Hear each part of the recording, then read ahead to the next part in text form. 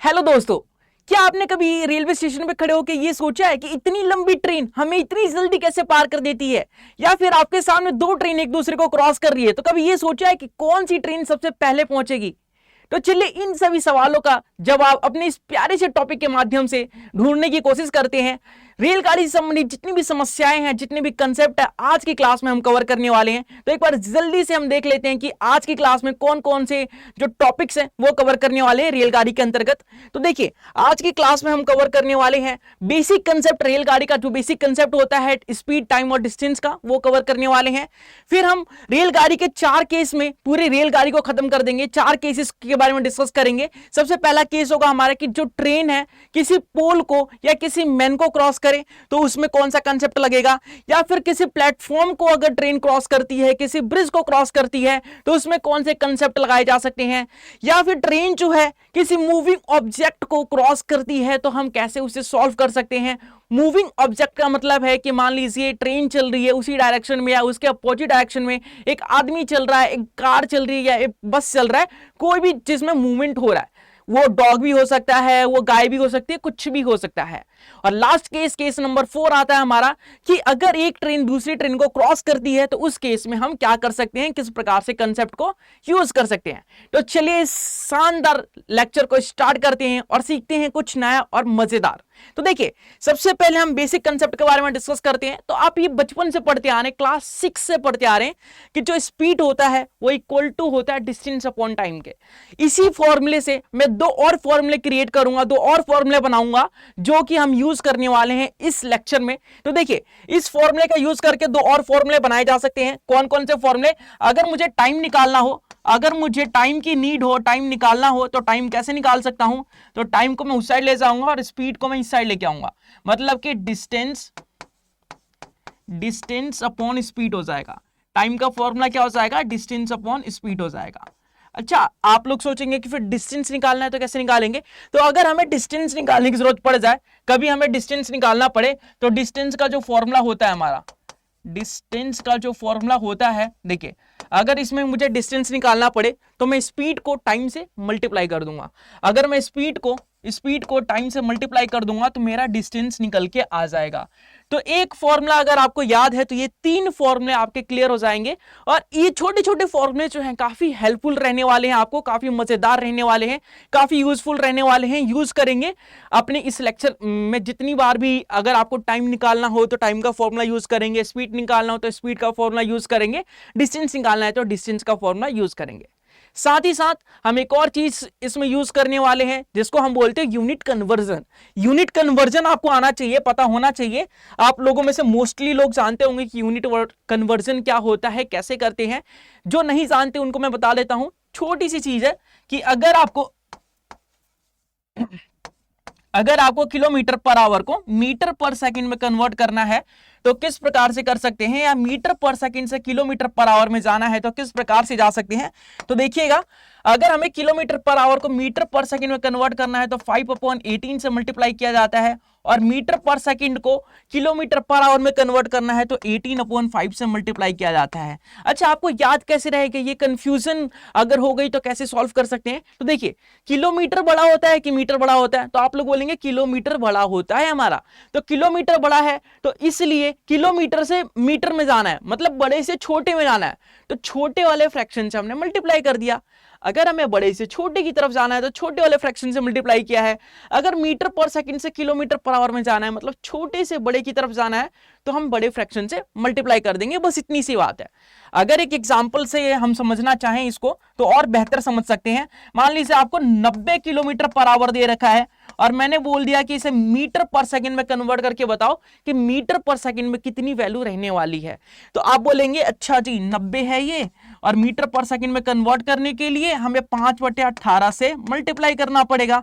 तो 18 पंजे 90 हो गया, और ये हो गया 5 × 5 25 मीटर पर सेकंड। तो इस प्रकार से हम किलोमीटर पर आवर को मीटर पर सेकंड में कन्वर्ट करते हैं। और इसका उल्टा भी कर सकते हैं आप। अगर मीटर पर सेकंड आपको दिया है तो आप किलोमीटर पर आवर में भी चेंज कर सकते हैं। अगर बात हो रही है स्पीड की, तो स्पीड से रिलेटेड एक और कंसेप्ट सीख लेते हैं हम, जिसे हम रिलेटिव स्पीड बोलते हैं, जिसे हिंदी में सापेक्ष चाल बोला जाता है। रिलेटिव स्पीड को हम दो पार्ट में कैटेगराइज करते हैं, जैसा कि आप देख पा रहे हैं, एक होता है सेम डायरेक्शन और दूसरा होता है अपोजिट डायरेक्शन। सेम डायरेक्शन मतलब समान दिशा और अपोजिट डायरेक्शन मतलब विपरीत दिशा। तो अपोजिट डायरेक्शन और सेम डायरेक्शन में क्या होने वाला है, मान लीजिए दो ऑब्जेक्ट है, मूविंग ऑब्जेक्ट है या दो ट्रेन है, अगर दोनों ट्रेन सेम डायरेक्शन में मूव कर रही है तो उसका रिलेटिव स्पीड जो है, अगर सेम डायरेक्शन में मूव कर रही है तो उसका रिलेटिव स्पीड जो है उसका डिफरेंस लिया जाता है। मान लीजिए ट्रेन ए का जो स्पीड है, मान लीजिए ट्रेन ए का जो स्पीड है वो मान लेते हैं स्पीड ऑफ ट्रेन ए और स्पीड ऑफ ट्रेन बी, तो ये होता है हमारा रिलेटिव स्पीड, ये होता है हमारा रिलेटिव स्पीड अगर सेम डायरेक्शन में हो तो, ठीक है। अगर अपोजिट डायरेक्शन में हो तो पहले ट्रेन की स्पीड और दूसरे ट्रेन की स्पीड का समेशन लिया जाता है। तो बहुत ही सिंपल सा कंसेप्ट है कि अगर सेम डायरेक्शन में हो तो दोनों ट्रेन की स्पीड का डिफरेंस लिया जाता है, अगर अपोजिट डायरेक्शन में हो तो दोनों ट्रेन की जो स्पीड होती है उसका समेशन लिया जाता है। जैसे कि आपने वोट स्ट्रीम में पढ़ा था, तो उसी का थोड़ा सा उल्टा है, जैसे हमने डाउन स्ट्रीम अप स्ट्रीम पढ़ा था ना, अगर आपने नहीं पढ़ा तो जाके पढ़िए, बहुत ही शानदार लेक्चर है, बहुत ही मजेदार कंसेप्ट है, बहुत ही मजेदार तरीके से बताया गया है। उसमें डाउन स्ट्रीम अप स्ट्रीम का अगर केस क्लियर है तो उसका जस्ट रिवर्स कर देंगे तो ये चीजें मिल जाएगी हमें सेम डायरेक्शन और अपोजिट डायरेक्शन के अंदर। क्लियर है इतना? चलिए आगे बढ़ेंगे। तो आगे पढ़ते हैं, अपने केस 1 का डिस्कशन करते हैं। जैसे कि हमने स्टार्टिंग में ही बोला था कि 4 केस हमारे पास, केस 1 2 3 4, जिसमें केस 1 क्या कहता है कि अगर ट्रेन जो है किसी पोल को या किसी मैन को क्रॉस करे तो क्या रहेगा, कौन सा कंसेप्ट हम यूज करने वाले हैं। तो बहुत ही बेहतरीन कंसेप्ट हम यूज कर सकते हैं। सबसे पहले तो ये कि टाइम का फॉर्मूला आपको स्टार्टिंग में ही बताया था मैंने कि टाइम का फॉर्मूला क्या होता है। तो आप बोलेंगे अरे सर टाइम का फॉर्मूला अभी तो बताया था, time equal to distance upon speed होता है, अगर डिस्टेंस को स्पीड से डिवाइड कर दे तो टाइम निकल जाता है, ठीक है। तो बस इसी फॉर्मूले पे बेस है ये कंसेप्ट, और कुछ नहीं है। केस 1 सॉल्व हो गया हमारा। कैसे हो गया? तो देखिए पहले कंसेप्ट को समझाने की कोशिश करता हूं मैं। देखिए मान लीजिए ये एक पोल है मेरे पास और ये मेरी ट्रेन है, ये पोल है ये ट्रेन है, ट्रेन इस पोल को क्रॉस करना है, ट्रेन को इस पोल को क्रॉस करना है तो ट्रेन आएगी आएगी, यहां पे अभी क्रॉस नहीं करी, अभी स्टार्टिंग है, यहां पे फिर जाएगी जाएगी जाएगी जाएगी, क्रॉस कब करेगी, जब ट्रेन का आखिरी बॉक्स जो है, आखिरी डब्बा जो है पोल को क्रॉस कर लेगा तब क्रॉस करेगी। इसका मतलब क्या है कि ट्रेन ने अपनी लेंथ को क्रॉस किया तभी पोल क्रॉस हुआ, ट्रेन ने अपनी पूरी लेंथ को क्रॉस किया तभी पोल क्रॉस हुआ ना। तो इस कंसेप्ट को हम यूज कर सकते हैं कि देखिए ट्रेन की लेंथ को डिवाइड कर देंगे ट्रेन की स्पीड से। ट्रेन की लेंथ को मान लेते हैं, ट्रेन की लेंथ को LT से डिनोट कर सकते हैं हम, LT लेंथ ऑफ ट्रेन और स्पीड ऑफ ट्रेन। तो ये कंसेप्ट यूज करने वाले हैं हम, बस इसमें कुछ नहीं है, इसमें कुछ नहीं है, बस सिंपल सा कंसेप्ट है कि अगर किसी आदमी, मान लीजिए मैं खड़ा हूं प्लेटफॉर्म पे और मुझे ट्रेन क्रॉस करके चली जाती है, जैसे कि अक्सर आपने देखा है, अक्सर होता है हमारे साथ, तो ट्रेन कितने समय में मुझे क्रॉस करके चली जाएगी ऐसा एग्जामिनर पूछता है आपसे। तो ट्रेन अपनी डिस्टेंस को जितना समय में कवर करेगी या क्रॉस करेगी उतना ही समय में हमें क्रॉस कर देगी, ये कंसेप्ट होता है हमारा। तो ये क्लियर है आप लोगों को कि ट्रेन अगर किसी पोल को या किसी मैन को क्रॉस करना चाहे तो अपनी डिस्टेंस को क्रॉस करने की जरूरत पड़ेगी उसे, मतलब ट्रेन के डिस्टेंस को ट्रेन की स्पीड से डिवाइड कर देंगे तो टाइम निकल जाएगा। सिंपल सा कंसेप्ट है। अगले कंसेप्ट की बात करें, केस 2 की बात करें, तो केस 2 में क्या होता है कि अगर ट्रेन प्लेटफॉर्म को या ब्रिज को क्रॉस करे तो कैसे करेंगे। अगर ट्रेन प्लेटफॉर्म को या ब्रिज को क्रॉस करे तो कैसे करेंगे। देखिए अगर मान लेते हैं कि ये मेरे पास एक प्लेटफॉर्म है और ये मेरी ट्रेन है, ट्रेन एंटर करती है, अभी प्लेटफॉर्म क्रॉस नहीं करी है, प्लेटफॉर्म पे एंटर करना स्टार्ट करती है। ट्रेन ने प्लेटफॉर्म पे एंटर करना स्टार्ट किया, प्लेटफॉर्म को पूरा क्रॉस करने वाली है। कब बोलूंगा मैं कि ट्रेन ने पूरे प्लेटफॉर्म को क्रॉस कर लिया, जब ट्रेन यहां पे पहुंच जाएगी, ट्रेन का आखिरी बॉक्स जो है प्लेटफॉर्म को टच करेगा तब। तो इससे क्या पता चल रहा है कि जो अगर मैं पूछूं कि टोटल लेंथ कितनी है, टोटल डिस्टेंस कितना है, तो आप बोलेंगे ये प्लेटफॉर्म का डिस्टेंस और ये ट्रेन का डिस्टेंस, दोनों का समेशन टोटल डिस्टेंस होगा। तो इतना क्लियर है क्या? अगर टोटल डिस्टेंस की बात करें हम तो ट्रेन का डिस्टेंस और प्लेटफॉर्म के डिस्टेंस का समेशन हो जाएगा। तो यहां पे अगर टाइम का वही सेम फॉर्मूला लगाते हैं हम कि डिस्टेंस अपॉन स्पीड, तो यहां पे क्या हो जाएगा हमारा, डिस्टेंस क्या रहने वाला है, तो आप बोलेंगे ट्रेन की लेंथ और प्लेटफॉर्म की जो लेंथ है प्लेटफॉर्म की जो लेंथ है उसका समेशन कर देंगे और स्पीड से डिवाइड कर देंगे ट्रेन की, तो ये हो जाएगा हमारे पास टाइम। ट्रेन की जो लेंथ है उससे और प्लेटफॉर्म की लेंथ का समेशन कर देंगे, साथ ही साथ ट्रेन की जो स्पीड है उससे हम डिवाइड कर देंगे, तो हमारा टाइम निकल के आ जाएगा। ये भी बहुत सिंपल है कि अगर ट्रेन प्लेटफॉर्म को क्रॉस कर रही है या किसी ब्रिज को क्रॉस कर रही है, उसका मतलब है कि ट्रेन की जो डिस्टेंस है, जो यहाँ पे डिस्टेंस की वैल्यू है वो डबल हो जाएगी, मतलब ट्रेन की लेंथ तो होगी और प्लेटफॉर्म की लेंथ का भी उसमें एडिशन हो जाएगा, प्लेटफॉर्म की लेंथ भी ऐड हो जाएगी। तो ये केस नंबर 2 था हमारा।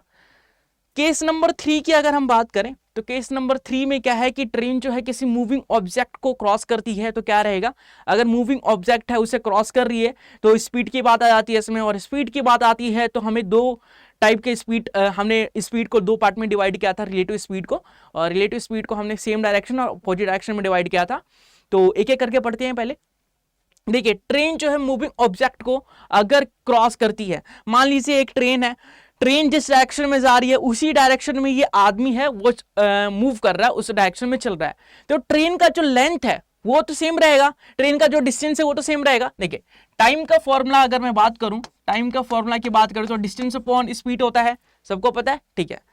तो ट्रेन का जो लेंथ है हमारे पास, ट्रेन का जो लेंथ है वो तो सेम ही रहेगा, क्योंकि हमने केस 1 में क्या पढ़ा था कि किसी भी आदमी को अगर क्रॉस करती है ट्रेन, तो अपने डिस्टेंस को जितना क्रॉस करेगी, जितना समय अपने डिस्टेंस को क्रॉस करने में लगाएगी, उतने ही समय इसमें भी लगने वाला है। तो ट्रेन की लेंथ तो सिंपल रहने वाली है कि लेंथ ऑफ ट्रेन, ठीक है, डिस्टेंस की जगह हमारा लेंथ ऑफ ट्रेन आ जाएगा। ओके, अब स्पीड क्या रहेगा, तो आपको अभी बताया गया था कि दो मूविंग ऑब्जेक्ट होते हैं, अगर सेम डायरेक्शन में मूव करे तो स्पीड का डिफरेंस लिया जाता है, सेम डायरेक्शन में मूव करे तो स्पीड का डिफरेंस लिया जाता है। तो यहाँ पे जो हमारा स्पीड आएगा तो speed of train minus speed of man आ जाएगा। तो ये रहने वाला हमारा केस 1, ये है हमारा सेम डायरेक्शन के लिए, सेम डायरेक्शन। फिर आप सोच रहे होंगे कि अपोजिट डायरेक्शन होगा तो क्या होगा, कैसे करेंगे, तो अपोजिट डायरेक्शन का भी केस हम डिस्कस कर लेते हैं, एक बार देख लेते हैं कि अगर अपोजिट डायरेक्शन होगा तो इस कंसेप्ट को हम कैसे यूज कर सकते हैं। तो टाइम का सिंपल सा वही फॉर्मूला, टाइम का फॉर्मूला तो चेंज होने वाला नहीं है। तो देखिए, डिस्टेंस भी हमारा सेम रहेगा, क्योंकि ट्रेन जो है अपनी लेंथ को क्रॉस करने में जितना समय लेगी, जितना टाइम लेगी, उतना ही उस आदमी को क्रॉस करने में लगाएगी। तो देखिएगा, यहाँ पे हमारी लेंथ ऑफ ट्रेन हो जाएगा, ठीक है। स्पीड की बात करें, अगर अपोजिट डायरेक्शन है तो आपको बताया गया था कि रिलेटिव स्पीड अगर अपोजिट डायरेक्शन में होता है तो स्पीड का समेशन लिया जाता है, मतलब ट्रेन की स्पीड और आदमी की स्पीड का समेशन लिया जाएगा, ट्रेन की स्पीड और आदमी की स्पीड का समेशन लिया जाने वाला है यहाँ पे।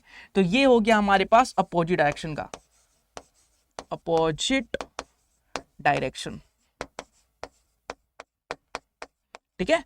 तो सेम डायरेक्शन का कंसेप्ट क्लियर हो चुका है, अपोजिट डायरेक्शन का कंसेप्ट क्लियर हो चुका है, केस क्लियर हो चुका है आपको। केस 3 में जो बोला है कि अगर किसी मूविंग ऑब्जेक्ट को क्रॉस करती है तो किस प्रकार से हम कर सकते हैं, इतना क्लियर है क्या, इतने में किसी को कोई दिक्कत है क्या? अच्छा, आप लोग सोच रहे होंगे कि आपने आदमी का ही बोला, जरूरी नहीं है आदमी, मूविंग ऑब्जेक्ट बोला है। मूविंग ऑब्जेक्ट का मतलब होता है जिस ऑब्जेक्ट में मूवमेंट हो रहा है, मतलब वो गाय हो सकती है, कुत्ता, भैंस, हाथी, कुछ भी हो सकता है, कार, बस, ट्रैक्टर, ट्रक, कुछ भी हो सकता है। सेम कंसेप्ट लगने वाला है यहाँ पे, स्पीड ऑफ मैन की जगह स्पीड ऑफ ट्रेन आ जाएगा, ट्रक आ जाएगा, बस आ जाएगा, गाय आ जाएगा, कुछ भी आ सकता है। तो इतना क्लियर हो गया होगा ऐसे मैं उम्मीद करूंगा। अब लास्ट और सबसे इंपॉर्टेंट कंसेप्ट की बात करें, लास्ट और सबसे इंपॉर्टेंट कंसेप्ट की बात करें, जिसमें आता है केस नंबर 4। केस नंबर 4 में बोला है कि एक ट्रेन दूसरी ट्रेन को पास करे तो कितना समय लेगा, उसके कंसेप्ट को कैसे हम यूज कर सकते हैं। तो देखिएगा, एक ट्रेन है दूसरी ट्रेन को पास कर रही है, एक ट्रेन दूसरी ट्रेन को पास कर रही है, मान लीजिए ये मेरी एक पहली ट्रेन है और ये मेरी दूसरी ट्रेन है। अगर ये दोनों एक दूसरे को पास कर रही है, एक दूसरे को पास कर रही है, तो इसमें जो है डिस्टेंस कितना हो जाएगा, आप लोग डिस्टेंस देखेंगे तो डिस्टेंस कितना हो जाएगा।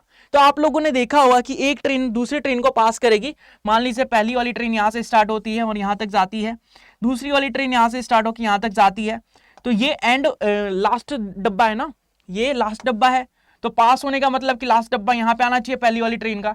तो ये वाली लेंथ कितनी हो जाएगी, दोनों ट्रेन का समेशन, दोनों ट्रेन की जो लेंथ है उसका समेशन हो जाएगा।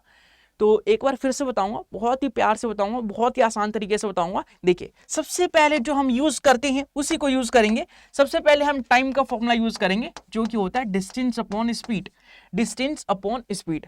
क्लियर है, इतनी चीज क्लियर है। इसमें भी हम दो केस पढ़ने वाले हैं कि अगर सेम दो ट्रेन जो होती है सेम डायरेक्शन में एक दूसरे को क्रॉस करे तो कैसे कर सकते हैं, अपोजिट डायरेक्शन में क्रॉस करे तो कैसे हम कर सकते हैं। इसे हम बोल सकते हैं केस 3 से रिलेट कर सकते हैं। ज्यादा कुछ नया नहीं है इसमें, ऑब्जेक्ट की जगह हम दूसरी ट्रेन को ले रहे हैं, इसमें ऑब्जेक्ट की जगह हम दूसरी ट्रेन को ले रहे हैं। अच्छा जी, बात करते हैं कि अगर एक ट्रेन दूसरी ट्रेन को क्रॉस करे तो पहली ट्रेन का पहली ट्रेन का लेंथ होगा और दूसरी ट्रेन का जो लेंथ होगा, ट्रेन 1 और ट्रेन 2 का जो लेंथ होगा उसका समेशन ले लिया जाएगा, क्योंकि पूरा डिस्टेंस जो होगा ट्रेन 1 और ट्रेन 2 के लेंथ के समेशन के बराबर होगा। जैसा कि अभी मैंने आपको एक्सपेरिमेंट करके दिखाया, अभी मैंने दिखाया कि अगर मान लीजिए मेरे पास एक ये ट्रेन है, एक ये ट्रेन है और एक ये ट्रेन है, अगर ये एक दूसरे को क्रॉस करे तो क्रॉस कब माना जाएगा, जब पहली वाली ट्रेन का जो लास्ट डब्बा है वो दूसरी वाली ट्रेन के लास्ट डब्बे के बराबर हो जाए। क्लियर है। तो अगर इस केस में ये वाला कंडीशन आता है तो आप देख सकते हैं कि जो ये डिस्टेंस है, पहली वाली ट्रेन का डिस्टेंस या पहली वाली ट्रेन का जो लेंथ है ये और दूसरी वाली ट्रेन का लेंथ ये, तो दोनों का समेशन होगा, तब ही एक दूसरे को क्रॉस कर सकते हैं। क्लियर है। तो ये था, सेम डायरेक्शन में भी यही चीज यूज होगा और अपोजिट डायरेक्शन में यही चीज यूज होगा। तो सेम डायरेक्शन में अगर हम बात करें तो पहली ट्रेन की लेंथ और दूसरी ट्रेन की लेंथ का समेशन लिया जाएगा। अगर स्पीड की बात किया जाए तो सेम डायरेक्शन में स्पीड का क्या लिया जाता है, तो आप बोलेंगे डिफरेंस लिया जाता है, डिफरेंस। तो चलिए डिफरेंस लेते हैं। तो ये हो गया हमारे पास, देखिए पहली ट्रेन का जो स्पीड है, speed of first train minus speed of second train. इसका आप मॉडुलस भी ले सकते हैं, मतलब नेगेटिव वैल्यू नहीं आनी चाहिए। अगर सेकंड ट्रेन की स्पीड ज्यादा है तो उसमें से माइनस कर दीजिए, अगर फर्स्ट ट्रेन की स्पीड ज्यादा है तो उसमें से माइनस कर दीजिए। तो ये था सेम डायरेक्शन में, सेम डायरेक्शन का केस था ये। अगर सेम डायरेक्शन हो तो अगर यही चीज अपोजिट डायरेक्शन में हो रहा हो तो क्या करेंगे, यही चीज अपोजिट डायरेक्शन में हो रहा हो तो क्या करेंगे, तो कुछ भी चेंज नहीं होगा, बस लास्ट वाली छोटी सी चीज चेंज होगी। यहाँ पे माइनस की जगह प्लस आ जाएगा, यहाँ पे माइनस की जगह प्लस आ जाएगा, यहाँ पे LT1 plus LT2 upon ST1 plus ST2, बस यही चीज चेंज हो जाएगी। ये अपोजिट डायरेक्शन के लिए है, अपोजिट डायरेक्शन। तो ये अपोजिट डायरेक्शन के लिए। तो आपने 4 केसेस के बारे में हमने डिस्कस किया कि केस 1 में अगर किसी पोल को ट्रेन क्रॉस करती है तो किस प्रकार से हम अपने कंसेप्ट को यूज करते हैं, डिस्टेंस क्या रहने वाला है, स्पीड क्या रहने वाला है। अगर केस 2 में पढ़ा कि किसी ब्रिज को या किसी प्लेटफॉर्म को क्रॉस करती है तो ट्रेन की लेंथ और ब्रिज की लेंथ का समेशन ले लिया जाता है और जो स्पीड होती है ट्रेन की स्पीड से डिवाइड कर दिया जाता है, तो टाइम निकल के आ जाता है। केस 3 में पढ़ा कि कोई मूविंग ऑब्जेक्ट है तो उसको अगर क्रॉस करती है ट्रेन तो क्या लगने वाला है हमारा समय। तो मूविंग ऑब्जेक्ट को अगर ट्रेन क्रॉस करती है तो सबसे पहले हम निकालते हैं लेंथ, डिस्टेंस। तो डिस्टेंस तो ट्रेन की लेंथ के बराबर होता है, टोटल डिस्टेंस जो होता है वो ट्रेन की लेंथ के बराबर होता है। लेकिन अगर स्पीड की बात करें तो पहले जो आदमी है या मूविंग ऑब्जेक्ट है उसका स्पीड और ट्रेन की स्पीड अगर सेम डायरेक्शन में है तो माइनस करेंगे, अगर अपोजिट डायरेक्शन में है तो प्लस कर लेंगे। क्लियर है। केस 4 की अभी बात करी हमने कि दो ट्रेन एक दूसरे को अगर क्रॉस करे तो टोटल डिस्टेंस जो है ट्रेन 1 की लेंथ और ट्रेन 2 की लेंथ का समेशन लिया जाएगा। और टोटल स्पीड की बात करें अगर हम तो सेम डायरेक्शन में तो स्पीड का डिफरेंस लिया जाएगा, अगर अपोजिट डायरेक्शन में तो स्पीड का समेशन लिया जाएगा। इतना क्लियर है। तो ये हमारा कंसेप्ट का ये हमारा ट्रेन या फिर रेलगाड़ी का पूरा कंसेप्ट था जिसे हमने खत्म कर लिया। थ्योरी पार्ट बिल्कुल कवर कर लिया हमने, पूरा 0 से हीरो तक थ्योरी पार्ट कवर कर लिया है। इसके अलावा कुछ भी नहीं पूछा जाएगा आपके एग्जाम में, चाहे वो SSC CGL हो, चाहे CHSL हो, चाहे MTS हो, चाहे वो GD ही क्यों ना हो, इसके अलावा कुछ नहीं पूछा जाएगा। पूरा ट्रेन का कंसेप्ट इतना ही था। अब बारी है कि हमें आता है कंसेप्ट को यूज करना कि नहीं। तो वो कैसे पता चलेगा, वो पता चलेगा क्वेश्चन के माध्यम से, प्रीवियस ईयर क्वेश्चन के माध्यम से क्वेश्चन की प्रैक्टिस करेंगे, तब पता चलेगा कि हमें जो सीखा है हम लोगों ने उसका यूज करना आता भी है हमें या फिर बस सीख लिया हमने। तो चलिए उसकी प्रैक्टिस करते हैं, देखते हैं कि हमने जो कंसेप्ट सीखा है क्या वो यूजफुल है, क्या उसे यूज करना आता है हमें। तो चलिए ट्राई करते हैं। तो इस सेशन का, इस क्लास का सबसे पहला क्वेश्चन आपके सामने है। देखिए जो कंसेप्ट पढ़ाए गए थे उसी पे बेस क्वेश्चन है और ये सारे प्रीवियस ईयर के क्वेश्चन होने वाले हैं, तो बहुत ही फायदेमंद होने वाला है। जल्दी से आंसर बताइए इसका। देखिए क्वेश्चन में क्या बोला कि एक ट्रेन है जिसकी स्पीड जो है वो 60 किलोमीटर पर आवर है। एक ट्रेन है जिसकी स्पीड 60 किलोमीटर पर आवर है, वो किसी पोल को 9 सेकंड में पार कर देती है। तो आपको बताना है कि जो ट्रेन की लेंथ है वो कितनी रहेगी। किसी पोल को 9 सेकंड में पार करती है तो ट्रेन की लेंथ कितनी रहने वाली है, तो स्पीड की वैल्यू कितनी है। तो सबसे पहले जो दिया गया है उसे लिख लेते हैं ताकि क्वेश्चन बार बार ना पढ़ना पड़े। तो स्पीड है हमारे पास 60 किलोमीटर पर आवर। अगर हम टाइम की बात करें तो टाइम है हमारे पास 9 सेकंड का। अगर हम लेंथ की बात करें या डिस्टेंस की बात करें तो डिस्टेंस ही निकालना है हमें। तो मैंने बताया था ना, बहुत ही सिंपल सा फॉर्मूला यूज करना है हमें और कुछ नहीं करना, कोई रॉकेट साइंस नहीं लगाना इसमें। तो देखिए आपको बताया गया था जो स्पीड होता है उसका फॉर्मूला क्या होता है, डिस्टेंस अपॉन टाइम। लेकिन ये फॉर्मूला लगाने से पहले आपको एक चीज का ध्यान रखना पड़ेगा कि स्पीड की यूनिट देखिए किलोमीटर पर आवर में है और टाइम की यूनिट सेकंड में है। तो सबसे पहले यूनिट सेम करना होगा। ये आवर में दे रखा है, ये सेकंड में दे रखा है। तो आपको बताया गया था किलोमीटर पर आवर को सेकंड में मीटर पर सेकंड में कैसे कन्वर्ट किया जाता है। तो चलिए मीटर पर सेकंड में अगर हम कन्वर्ट करना चाहें तो आपको पता है कि 60 को 5/18 से मल्टीप्लाई करना पड़ेगा। तो अगर हम 6 से करें इसे तो 6 × 18 हो जाएगा और 6 × 60 हो जाएगा, तो 5 × 50/3, तो ये हो जाएगा 50/3 मीटर पर सेकंड हमारा क्या, तो स्पीड की वैल्यू ये हो जाएगी हमारी स्पीड की वैल्यू। ठीक है, तो हमें क्या निकालना है, हमें तो निकालना है टाइम जी, हमें तो निकालना है डिस्टेंस जिसे हम ट्रेन की लेंथ बोलते हैं। तो चलिए वैल्यूज को पुट करते हैं और आंसर निकालते हैं। वैल्यूज को पुट करके अपने आंसर को निकालते हैं। तो देखिए सबसे पहले मैं टाइम की वैल्यू पुट करूंगा तो यहाँ पे 9 आ जाएगा। डिस्टेंस नहीं पता मुझे, स्पीड पता है, स्पीड कितनी है तो आप बोलेंगे 50/3 है।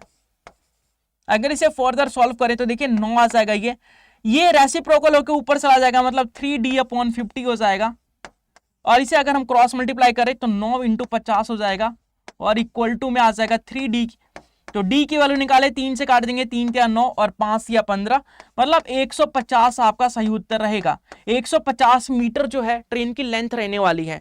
तो ट्रेन की लेंथ 150 मीटर रहने वाली है। ऑप्शन नंबर डी जो है बिल्कुल करेक्ट रहेगा।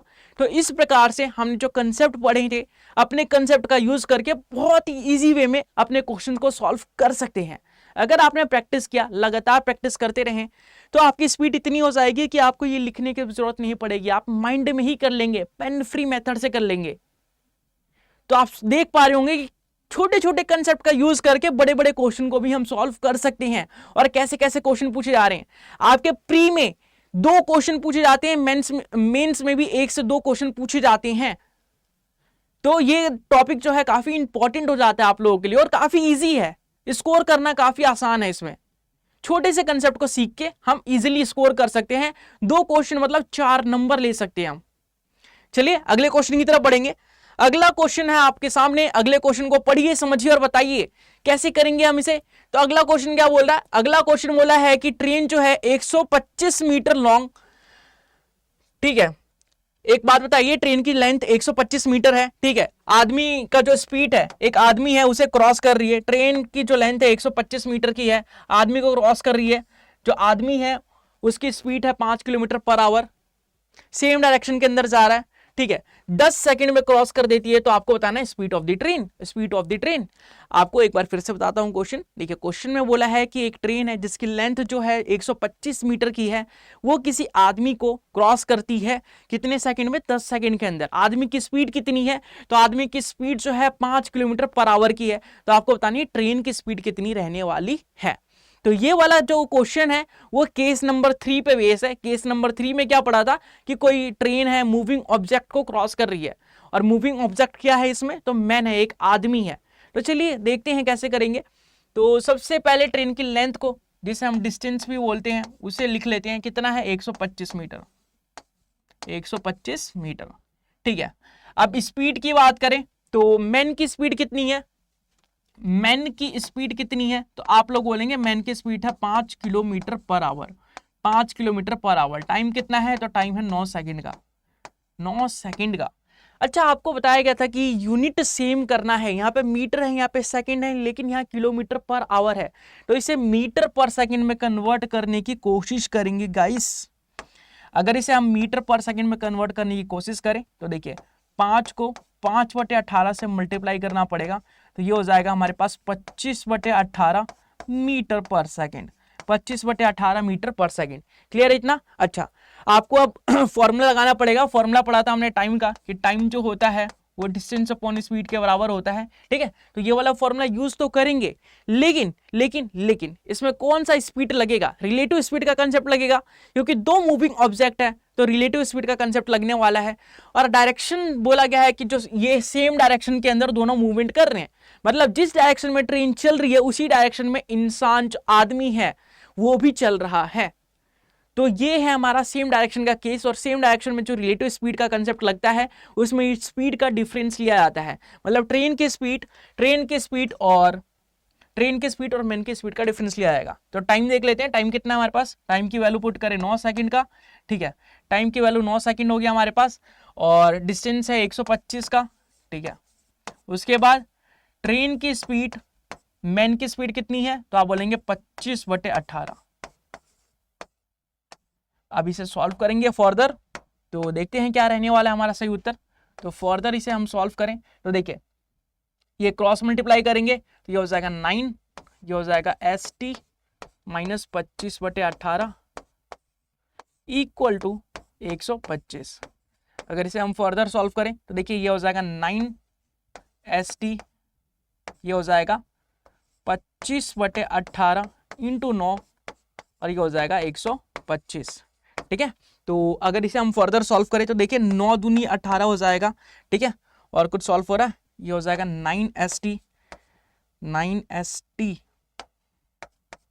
ये हो जाएगा 25 का हाफ, 25 का हाफ करना पड़ेगा, 25/18, ठीक है। 25 का हाफ करेंगे तो 25 का हाफ कितना होता है, तो 25 का हाफ कितना होता है अगर आप देखेंगे तो 25 का हाफ, या फिर हम ऐसे भी सॉल्व कर सकते हैं कि 125 प्लस 25/2, क्योंकि 25 का हाफ करेंगे पॉइंट में आएगा, कंफ्यूजन होगा और हमारा आंसर पॉइंट में नहीं है, तो इससे दिक्कत वाली बात नहीं है, इससे घबराना बिल्कुल नहीं है। आगे देखते हैं क्या क्या सॉल्व होने वाला है, कैसे सॉल्व कर सकते हैं। तो देखिए 125 दूनी 250, 250 और 25 कितने हो गए, तो 275 हो गए, तो ये हो गया 275/2, और ये 9 मल्टीप्लाई में था तो डिवाइड में आ गया, ये हो गया ST, मतलब speed of train. Speed of train जो आया 975/18 आया, 975/18 स्पीड ऑफ ट्रेन आया। स्पीड ऑफ ट्रेन की जो वैल्यू आई यहां पे लिख देता हूं, ध्यान से देखिएगा। स्पीड ऑफ ट्रेन की जो वैल्यू आई है वो आई है हमारे पास 275/2 इंटू 9। अच्छा, ऊपर वाला 9 से जा रहा है क्या, 9 से नहीं जा रहा, कोई बात नहीं। ये है हमारा मीटर पर सेकंड में, ये हमारा आंसर आया मीटर पर सेकंड में, लेकिन आंसर ऊपर क्या दे रखा है, किलोमीटर पर आवर के अंदर। किलोमीटर पर आवर के अंदर ऑप्शन दे रखा है, तो मीटर पर सेकंड को किलोमीटर पर आवर में चेंज करने के लिए हमें 18/5 से मल्टीप्लाई करना पड़ता है।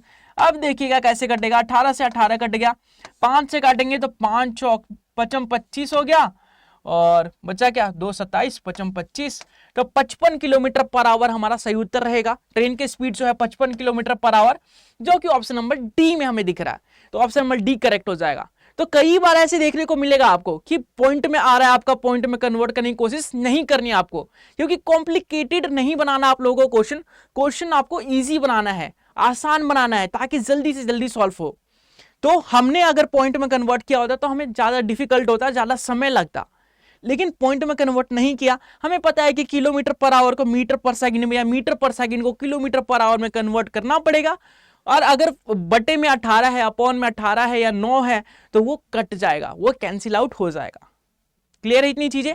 चलिए नेक्स्ट क्वेश्चन की तरफ बढ़ेंगे, और नेक्स्ट क्वेश्चन आपके सामने है, अगला क्वेश्चन आपके सामने है, हर एक कंसेप्ट पे बेस्ड क्वेश्चन है। जैसे कि हमने 4 कंसेप्ट पढ़े, 4 केस पढ़े, हर एक केस पे बेस्ड क्वेश्चन है। तो आप लोग देख पा रहे होंगे कि जो जो हमने केसेस पढ़े, किस प्रकार से केसेस का यूज करके क्वेश्चन को क्रिएट किया जाता है, और किस प्रकार से क्वेश्चन बनाए जाते हैं, एग्जाम में कैसे कैसे क्वेश्चन आते हैं, और कैसे आपको प्रैक्टिस करनी है। देखिए क्वेश्चन में क्या बोला है, क्वेश्चन में कुछ तो बोला है।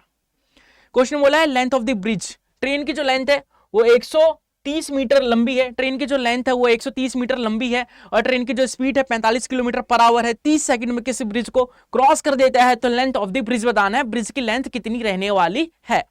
तो देखिए हमें बोला है कि ट्रेन की जो लेंथ है, ट्रेन की जो लेंथ है हमारे पास, ट्रेन की जो लेंथ है वो है हमारे पास कितनी, तो आप बोलेंगे 130 मीटर की, 130 मीटर की ट्रेन की लेंथ होने वाली है हमारे पास।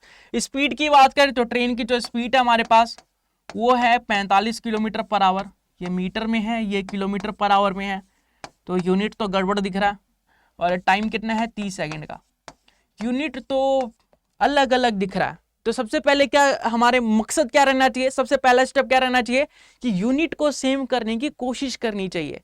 चलिए कोशिश करते हैं। अगर मुझे 45 किलोमीटर पर आवर को मीटर पर सेकंड में कन्वर्ट करना होगा तो मैं लिखूंगा 45 5/18, 5/18। अगर मैं 9 से काटना चाहूँ, 9 दूनी 18, 9 पंजे 45, तो यह आ जाएगा आपके पास 25/2, 25/2 मीटर पर सेकंड, मीटर पर सेकंड, 25/2 मीटर पर सेकंड आ जाएगा। तो हमने स्पीड को तो कन्वर्ट कर लिया मीटर पर सेकंड में, हमारा जो लेंथ है वो मीटर में है और टाइम भी सेकंड में है। तो एक सेकंड आप लोग देख पा रहे होंगे कि जो ब्रिज है, ब्रिज को क्रॉस कर रहा है ट्रेन, ट्रेन जो है ब्रिज को क्रॉस कर रहा है। तो ब्रिज वाले केस में या प्लेटफॉर्म वाले केस में हमने क्या पढ़ा था कि जो डिस्टेंस है, हमारा जो डिस्टेंस है वो ट्रेन की लेंथ और प्लेटफॉर्म की लेंथ या ब्रिज की लेंथ का समेशन होगा। तो देखिए यहाँ पे हम अपना सिंपल वाला फॉर्मूला यूज करते हैं, time equal to distance upon speed. तो डिस्टेंस कितना रहने वाला है, तो प्लेटफॉर्म की लेंथ या फिर ब्रिज की लेंथ और ट्रेन की लेंथ का समेशन, जो कि ट्रेन की लेंथ है 130 अपॉन स्पीड कितनी है, तो आप बोलेंगे स्पीड जो है हमारे पास 25/2 है, 25/2 है। तो इसे अगर हम सॉल्व करें, तो देखिए क्या रहेगा हमारा, ये हो जाएगा टी की वैल्यू निकाले अगर हम, तो ये हो जाएगा आपके पास कितना, टी की वैल्यू तो हमें दे रखी है ना, टी की वैल्यू भी एक बार पुट कर देते हैं, टी की वैल्यू है 30 सेकंड, तो 30 रख देंगे टी की जगह, तो ये आ जाएगा हमारे पास BL + 130 और इसका रेसिप्रोकल हो जाएगा, मतलब 25/2 हो जाएगा, 25/2 हो जाएगा। और इस 2 से इसे काट सकते हैं 15, तो 25 × 15 करना पड़ेगा, 25 × 15 करना पड़ेगा इक्वल टू BL + 130। तो 25 × 15 करें तो क्या आएगा, तो देख लेते हैं एक बार, 25 × 15 करेंगे तो क्या आएगा, एक बार 25 × 15 करेंगे तो क्या आएगा, देखिए 25 × 15 करते हैं तो 5 × 5 25 हो गया, 5 × 10 और 5 15 और 2 17, 1 2 1 2 1 3, 375 आ जाएगा, 375 और ये हो जाएगा BL मतलब लेंथ ऑफ ब्रिज या ब्रिज की लेंथ, और ये हो जाएगा 130। अगर हम 375 में से 130 माइनस कर दें तो ब्रिज की जो लेंथ है वो कितनी आ जाएगी, देखिए 5 में से 0 गया, 5 बच गया हमारे पास, 5 में से 0 गया, 5 बच गया हमारे पास, 7 में से 3 गया, 4 बच गया, और ये बच गया 2 हमारे पास। तो ब्रिज की जो लेंथ है वो 245 मीटर की है, 245 मीटर की ब्रिज की लेंथ होने वाली है, जो कि ऑप्शन नंबर सी में दिख रहा है हमें, आई होप ये क्वेश्चन क्लियर होगा। और ब्रिज वाले क्वेश्चन अगर आपके सामने आते हैं, अगर आपके टेस्ट में आते हैं, अगर आपके एग्जाम में आते हैं, तो कभी नहीं छोड़ेंगे आप लोग और इजी वे में कर पाएंगे। ऐसे ही प्लेटफॉर्म, ब्रिज की जगह अगर प्लेटफॉर्म लिखा होता, सेम स्टेप अप्लाई करते, सेम कंसेप्ट अप्लाई करते, बस ब्रिज की जगह हम प्लेटफॉर्म लिख देते और कुछ नहीं। क्लियर है, आगे बढ़ेंगे। अगला देख लेते हैं, अगले में क्या बोला है, अगले में बोला है कि एक ट्रेन जो है किसी प्लेटफॉर्म को पास करती है, 36 सेकंड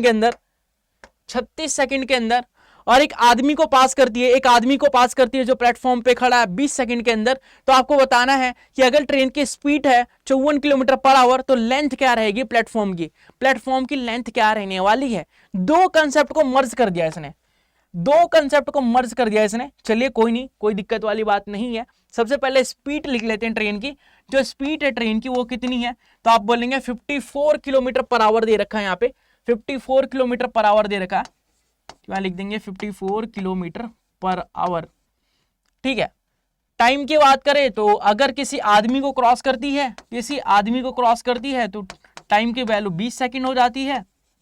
अगर वो प्लेटफॉर्म को क्रॉस कर रही है तो टाइम की जो वैल्यू है वो हो जाती है हमारी 36 सेकंड के बराबर। तो देखिए किसी आदमी को क्रॉस करती है तो 20 सेकंड लगते हैं उसे, और किसी प्लेटफॉर्म को क्रॉस करते हो 36 सेकंड का समय लगता है। सबसे पहले हम प्लेटफॉर्म वाला केस यूज करें। सबसे पहले अगर हम प्लेटफॉर्म वाला केस को देखें तो क्या कर सकते हैं, प्लेटफॉर्म वाले केस में क्या किया जाता है बताइए। अगर कोई ट्रेन किसी प्लेटफॉर्म को क्रॉस करती है तो कौन सा कंसेप्ट लगता है, तो आप लोग बोलेंगे कि ट्रेन की लेंथ और प्लेटफॉर्म की लेंथ का समेशन लिया जाता है। तो यहाँ पे ट्रेन की लेंथ कितनी है, ट्रेन की लेंथ कितनी है, ट्रेन की लेंथ दी है क्या? नहीं दी है, कोई बात नहीं। ट्रेन की लेंथ को हम x मान लेते हैं। ट्रेन की लेंथ को अगर हम x माने, सबसे पहले टाइम का फॉर्मूला लगाते हैं। टाइम का फॉर्मूला क्या होता है, डिस्टेंस अपॉन स्पीड होता है। डिस्टेंस क्या हो जाएगा हमारा, तो आप बोलेंगे ट्रेन की लेंथ और प्लेटफॉर्म की लेंथ। प्लेटफॉर्म की लेंथ को मैं y मान रहा हूँ, ट्रेन की लेंथ को मैं x मान रहा हूँ और प्लेटफॉर्म की लेंथ को मैं y मान रहा हूँ, क्योंकि कुछ नहीं पता मुझे, ठीक है। और स्पीड कितनी है, तो स्पीड जो है देखिए, स्पीड को किलोमीटर पर आवर को मीटर पर सेकंड में कन्वर्ट करने के लिए 54 इंटू 5/18 से मल्टीप्लाई करना पड़ेगा। तो 18 या 54 होता है, 5 या 15 मीटर पर सेकंड हो जाएगा। तो इसे 15 मीटर पर सेकंड से डिवाइड करेंगे तो जो टाइम आएगा प्लेटफॉर्म को क्रॉस करने के लिए, टाइम कितना लग रहा था 36 सेकंड का। तो यहाँ से मिल जाएगा हमें x प्लस वाई की वैल्यू, यहाँ से मिल जाएगा हमें x प्लस वाई की वैल्यू 36 इंटू 15, इक्वेशन फर्स्ट। हम दूसरे केस की बात करें कि अगर वो किसी आदमी को, किसी इंसान को क्रॉस करता है तो कितना समय लेगा। अगर ट्रेन किसी इंसान को जो प्लेटफॉर्म पे खड़ा है उसे क्रॉस करेगी तो कितना समय लेगा। तो देखिए उसमें टाइम निकालने के लिए डिस्टेंस हमारा ट्रेन की लेंथ होती है, तो ट्रेन की लेंथ हमारा डिस्टेंस होती है और स्पीड भी ट्रेन की स्पीड होती है। तो टाइम कितना लग रहा था 20 सेकेंड ना, ट्रेन की लेंथ को हमने x माना था और स्पीड कितनी थी ट्रेन की, तो 15 मीटर पर सेकंड के। तो ये हो जाएगा 15 दूनी 30, 300। तो जो ट्रेन की लेंथ है वो 300 मीटर के बराबर है। अच्छा इसे मल्टीप्लाई करते हैं, अगर 36 को 15 से मल्टीप्लाई करेंगे तो क्या आएगा, 36 को 15 से मल्टीप्लाई करेंगे तो क्या आएगा, तो आप बोलेंगे 18 इंटू 30 हो जाएगा, 18 या 54, 540 हो जाएगा ना, 540। तो देखिए इन दोनों का x प्लस वाई का समेशन 540 है और x की वैल्यू जो है वो आपकी 300 है, तो y की वैल्यू क्या रहेगी, तो 240 रहेगी।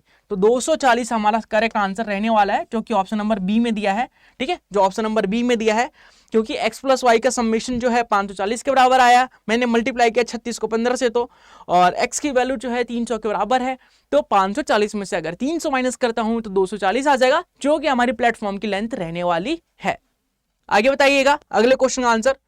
अगले क्वेश्चन को हम कैसे कर सकते हैं, देखिए अगला क्वेश्चन क्या बोला गया है, क्वेश्चन को पढ़िए और समझिए कि क्वेश्चन में पूछा क्या है, क्वेश्चन को करना कैसे है। तो क्वेश्चन में पूछा क्या है, क्वेश्चन में बोला है कि ट्रेन जो है 240 मीटर लंबी है, किसी पोल को 24 सेकंड में पार करती है। तो आपको बताना है कि 650 मीटर प्लेटफॉर्म को पार करने में कितना समय लेगी, टाइम बताना है ना, बताइए कितना लेगी। तो सबसे पहले ट्रेन की स्पीड निकालेंगे, स्पीड निकालेंगे गाइस। स्पीड का फॉर्मूला क्या होता है, तो आप बोलेंगे डिस्टेंस अपॉन टाइम होता है। डिस्टेंस कितना है, तो आप बोलेंगे ट्रेन की लेंथ का डिस्टेंस, डिस्टेंस के बराबर होता है टोटल डिस्टेंस के, जो कि 240 के बराबर है, और टाइम कितना है 24 के बराबर है। मतलब कि हमारा स्पीड जो हो जाएगा 10 मीटर पर सेकंड का हो जाएगा, 10 मीटर पर सेकंड का हो जाएगा, ठीक है। अब बोला गया है कि 650 मीटर प्लेटफॉर्म को क्रॉस करने में कितना समय लगेगी।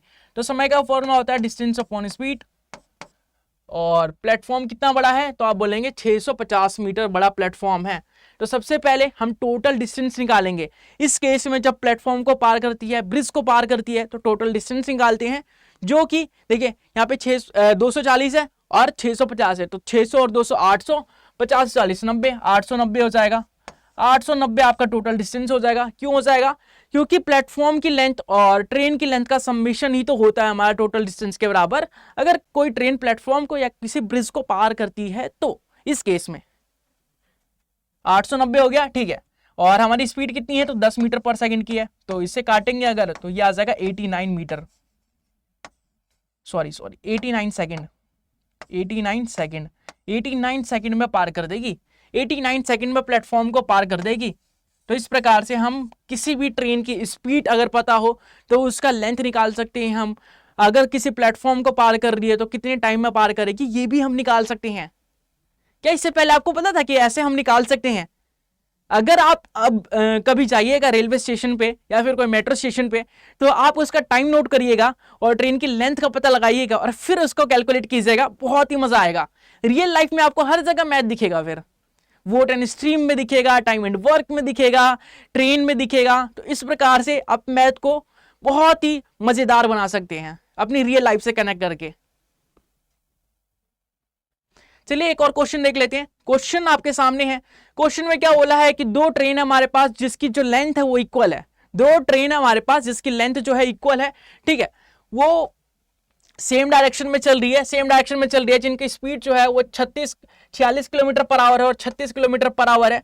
पहली वाली ट्रेन जो है या फास्टर वाली ट्रेन जो है स्लोअर वाली ट्रेन को 36 सेकंड में पार कर देती है। जो तेज ट्रेन चलती है वो धीरे वाली ट्रेन को 36 सेकंड में पार कर देती है। तो आपको बताना है लेंथ ऑफ ईच ट्रेन, मतलब ईच ट्रेन का लेंथ कितना रहेगा। बहुत ही सिंपल है। तो सबसे पहले हम निकालेंगे रिलेटिव स्पीड। स्पीड 1 कितना है हमारे पास, तो आप बोलेंगे 46 किलोमीटर पर आवर। और स्पीड 2 कितना है हमारा, तो आप बोलेंगे 36 किलोमीटर पर आवर। तो रिलेटिव स्पीड क्या हो जाएगा, अगर सेम डायरेक्शन के अंदर है तो सेम डायरेक्शन में जब भी होता है तो रिलेटिव स्पीड निकालते हैं, स्पीड 1 माइनस स्पीड 2। तो ये हो जाएगा 46 में से 36 माइनस करेंगे जो कि 10 किलोमीटर पर आवर। ये हो जाएगा रिलेटिव स्पीड। अच्छा, अब यूनिट सेम करना पड़ेगा, यूनिट कन्वर्ट करना पड़ेगा। तो किलोमीटर पर आवर को मीटर पर सेकंड में कन्वर्ट करना पड़ेगा। तो मुझे 10 को मल्टीप्लाई करना पड़ेगा 5/18 से, जो कि कन्वर्ट होके आ जाएगा मेरे पास 50/18 मीटर पर सेकंड। इतना काम हो चुका है, इतना काम हो गया, ठीक है। टाइम पता है 36 सेकंड का लग रहा है। अच्छा, हमने ट्रेन की लेंथ को मान लिया x है, तो देखिए ट्रेन का जो टाइम कैसे निकालेंगे, डिस्टेंस अपॉन स्पीड करके। ट्रेन की लेंथ को क्या माना है हमने, x माना। तो देखिए आपको पता है ना कि जो दो ट्रेन एक दूसरे को क्रॉस करती है तो दोनों ट्रेन का जो लेंथ होता है उसका सम्मेशन लिया जाता है। टोटल डिस्टेंस जो होता है उसके सम्मेशन के बराबर होता है। तो पहली वाली ट्रेन का लेंथ और दूसरी वाली ट्रेन का लेंथ का सम्मेशन लिया जाएगा और दोनों ट्रेन की जो लेंथ है वो इक्वल है। मतलब अगर मैं पहली वाली ट्रेन को x मानता हूं तो दूसरी वाली ट्रेन की लेंथ भी x होगी। तो x + x 2x के बराबर डिस्टेंस होगा हमारा। तो डिस्टेंस 2x के बराबर हो जाएगा। स्पीड अभी निकाला हमने 50/18 और टाइम 36 सेकंड। अगर इसे फर्दर सॉल्व किया जाए तो ये हो जाएगा 36, तो हो जाएगा 2x और ये हो जाएगा 18/50, यहाँ आ जाएगा 18/50। अब इसे फर्दर सॉल्व करें तो देखिए 18 दूनी 36 हो गया और 2 से 2 काट देंगे तो x की जो वैल्यू आएगी वो 50 आएगी। मतलब ट्रेन की जो लेंथ है, ईच ट्रेन की लेंथ जो है 50 मीटर की है। 50 मीटर की हमारी ट्रेन थी और ट्रेन की लेंथ कितनी है, 50 मीटर के बराबर है। आई होप क्लियर होगा आप लोगों को और आप लोग इजी वे में समझ पा रहे होंगे कि किस प्रकार से हम कंसेप्ट का यूज कर रहे हैं, किस प्रकार से अपने कंसेप्ट को यूज करके अपने प्रॉब्लम्स का सॉल्यूशन निकाल रहे हैं। क्लियर है सभी को? सभी को क्लियर है क्या? अगले क्वेश्चन का आंसर करके बताइए। देखिए अगले क्वेश्चन में क्या बोला है। अगले क्वेश्चन में बोला है कि एक ट्रेन है हमारे पास 360 मीटर की, 360 मीटर की ट्रेन है जिसकी स्पीड 45 किलोमीटर पर आवर है। तो आपको बताना है कि 140 किलोमीटर लॉन्ग प्लेटफॉर्म को या ब्रिज को पार करने में कितना समय लेगी। अभी जो प्लेटफॉर्म वाला केस पड़ा था ना, सेम वही है। प्लेटफॉर्म की जगह बस ब्रिज रखना है और यहाँ पे वैल्यू चेंज हो जानी है। वैल्यू वहां 650 था, यहाँ पे 140 कर दिया है। चलिए करते हैं। तो सबसे पहले ट्रेन की जो लेंथ है वो कितनी है। तो ट्रेन की जो लेंथ है, पहले स्पीड देख लेते हैं। ट्रेन की स्पीड कितनी है, तो आप बोलेंगे 45 किलोमीटर पर आवर। इसे मीटर पर सेकंड में कन्वर्ट तो करना ही पड़ेगा। तो ये हो जाएगा 5/18 से मल्टीप्लाई करेंगे तो 9 से काटेंगे, 9 दूनी 18, 9 पंजे से 45, जो कि आ जाएगा 25/2 मीटर पर सेकंड में। ठीक है जी, ट्रेन की स्पीड आ गई हमारे पास। ट्रेन अगर टोटल डिस्टेंस की बात करें तो ट्रेन की लेंथ जो कि है हमारे पास कितना, तो आप बोलेंगे 360 और फिर ब्रिज का जो लेंथ है वो कितना है, तो आप बोलेंगे 140। तो इसका समेशन करें अगर हम, तो ये हो जाएगा 500 के बराबर। हमें निकालना क्या है, हमें समय निकालना है ना, समय। तो समय निकालते हैं अगर, तो डिस्टेंस अपॉन स्पीड हो जाता है। डिस्टेंस कितना है, तो आप बोलेंगे 500 है। स्पीड कितना है, तो आप बोलेंगे 25/2 है। तो इसे अगर हम सॉल्व करें तो ये आ जाएगा 500 25 और ये 2 ऊपर मल्टीप्लाई हो जाएगा, तो 25 दूनी 50 मतलब 20 आ जाएगा, और 20 दूनी 40 मतलब 40 सेकंड का समय लगेगा। 40 सेकंड का समय लगेगा ब्रिज को पार करने में ट्रेन को। तो इस प्रकार से हम अपने क्वेश्चन को सॉल्यूशन निकाल सकते हैं, अपने क्वेश्चन को सॉल्व कर सकते हैं। आई होप क्लियर होगा आप लोगों को। तो ये वाला क्वेश्चन करके बताइए जल्दी से, इस वाले क्वेश्चन का आंसर आप जल्दी से कमेंट करके बताएंगे। देखते हैं कौन कौन करके बता पाता है। देखिए क्वेश्चन में क्या बोला, क्वेश्चन में बोला है कि आपके पास ट्रेन है जिसकी स्पीड जो है, एक ट्रेन है जिसकी स्पीड जो है 72 किलोमीटर पर आवर है, 72 किलोमीटर पर घंटे है, ठीक है। वो क्रॉस करता है 250 मीटर लॉन्ग प्लेटफॉर्म को, 250 मीटर लॉन्ग प्लेटफॉर्म को क्रॉस करती है 26 सेकंड के अंदर। तो आपको बताना है length of the good train, मतलब कि जो ट्रेन है उसकी लेंथ क्या रहेगी ये आपको बताना है, ठीक है। तो टोटल डिस्टेंस क्या होता है, तो टोटल डिस्टेंस जो होता है वो ट्रेन की लेंथ और जो भी प्लेटफॉर्म की लेंथ होता है उसका समेशन होता है। तो ट्रेन की लेंथ को मान लिया मैंने x है, ट्रेन की लेंथ को मान लिया मैंने x है, और प्लेटफॉर्म कितना है 250 मीटर, तो डिस्टेंस कितना आ जाएगा x प्लस 250 के बराबर, x प्लस 250 के बराबर, ठीक है। अब ट्रेन की स्पीड कितनी है, तो आप बोलेंगे स्पीड जो है ट्रेन की वो है 72 किलोमीटर पर घंटे पर आवर। अगर इसे हम मीटर पर सेकंड में कन्वर्ट करें तो 5/18 से मल्टीप्लाई करना पड़ेगा, तो 18 चौक 72 होता है, और ये हो गया 5 चौक 20 मीटर पर सेकंड का स्पीड। अब हमें क्या निकालना है, कुछ नहीं निकालना, क्या निकालना है ना x की वैल्यू। तो टाइम कितना दे रखा है, तो अगर हम टाइम की बात करें तो टाइम दे रखा है हमें 26 सेकंड के बराबर, 26 सेकंड के बराबर। तो टाइम का फॉर्मूला लगाते हैं, टाइम जो होता है डिस्टेंस अपॉन स्पीड के बराबर होता है। डिस्टेंस कितना है x प्लस 250 के बराबर है, और स्पीड कितनी है, तो आप बोलेंगे स्पीड जो है वो है 20 मीटर पर सेकंड, जो अभी निकाला था हम लोगों ने। टाइम जो है वो 26 सेकंड के बराबर है। तो इसे अगर हम सॉल्व करें तो 26 दूनी कितने हो गए 52 हो गए, और ये हो गया 0 का 0, तो ये हो गया 520 x प्लस 250, तो ये हो जाएगा आपके पास 270। x की जो वैल्यू आएगी 270 के बराबर आएगी। जो ट्रेन जो है हमारी वो 270 मीटर लंबी है, ट्रेन जो है हमारी वो 270 मीटर लंबी है। ट्रेन की लेंथ कितनी है 270 मीटर, मतलब ऑप्शन नंबर डी जो बिल्कुल करेक्ट है। तो ये वाला क्वेश्चन आप लोग मुझे होमवर्क में करके बताएंगे, कमेंट बॉक्स में कमेंट करके बताएंगे कि देखते हैं कौन कौन आंसर बता पाता है। और ये वाला क्वेश्चन भी आप लोग मुझे कमेंट करके कमेंट बॉक्स के अंदर बताएंगे, देखते हैं कौन कौन आंसर जो है बता पाता है, कौन कौन काबिल है आंसर देने के, किसको किसको कंसेप्ट समझ में आया और किसको किसको इंटरेस्टिंग लगा, किसको किसको अमेजिंग कंसेप्ट लगा और किसको मजेदार तरीके से समझ में आया कि ट्रेन और स्पीड और डिस्टेंस के बीच में क्या रिलेशन होता है, ट्रेन की स्पीड हम कैसे निकाल सकते हैं, ट्रेन अगर ब्रिज को क्रॉस करे तो कैसे निकाल सकते हैं। अगर कभी आप यात्रा करिएगा या फिर कभी ट्रेवलिंग करने जाइएगा, आप लोग कहीं सफर करने जाइएगा, तो आप लोग जरूर से सोचिएगा, अगर ट्रेन में आप लोग बैठे हैं तो जरूर से सोचिएगा कि ये वाला कंसेप्ट पढ़ा था तो ये रियल लाइफ में कैसे हो सकता है, या रियल लाइफ में इसे अप्लाई करने की कोशिश करिएगा। बहुत ही मजेदार लगने लगेगा आपको, मैथ से मोहब्बत हो जाएगा, मैथ से प्यार हो जाएगा। तो आई होप आपको जो है क्लास पसंद आया होगा, लेक्चर पसंद आया होगा।